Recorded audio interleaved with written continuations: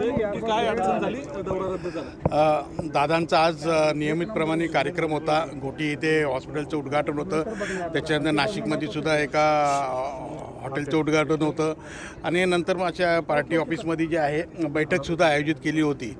परंतु दादा जे आहेत महालक्ष्मी रेसकोर्सवर पोचलेले होते, परंतु जूवरूनच ते हेलिकॉप्टर न आल्यामुळे त्याच्यामध्ये तांत्रिक बिघाड झाला. मग उशीर होत गेला आणि मग अजूनही ते हेलिकॉप्टर न आल्यामुळे हेलिकॉप्टरमध्ये झालेल्या तांत्रिक बिघाडामुळे नियोजित जो कार्यक्रम आहे तो रद्द करण्यात आलेला आहे. साहेब, खरं तर खूप दिवसात होणार आहे.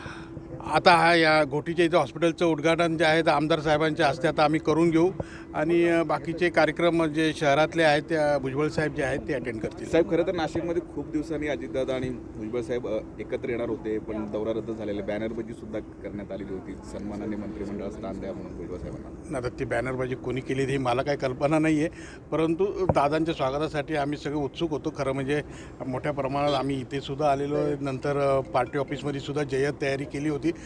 परंतु आता काही कारणास्तव ते येऊ शकले नाही. परंतु येणाऱ्या काळामध्ये निश्चितच पुन्हा एकदा चांगले असे मोठे कार्यक्रम घेऊन दादांना आमच्या वतीने आम्ही त्यांना बोलू आणि मोठ्या स्वागतामध्ये त्यांचा कार्यक्रम घेऊ. विधानसभा निवडणुकीला तुम्ही राजीनामा दिलेला होता. ठिकाणी भेटीगाठी असेल, कामांचा आढावा असेल, काही राजकीय समीकरण बदलत आहे का? छगन भुजबळांना दिल्ली दरबारी काही वेगळं आता अजून त्या सगळ्या गोष्टीला फार वेळ आहे आणि येवल्याला मी आजच जात नाही. गेल्या किती अनेक वर्ष जे आहे मी तिकडे जातो. येवल्यामध्ये जे काही महत्त्वाचे प्रकल्प झाले त्याच्यामध्ये माझा सिंहाचा वाटा आहे. म्हणजे त्याचा प्लॅनिंग, त्याच्यानंतर एज्युकेशन, नंतर ते कम्प्लिशन, या सगळं कामं मीच केलेली आहे. त्याच्यामुळे काही नवीन नाही आहे की मी येवल्याला जातो.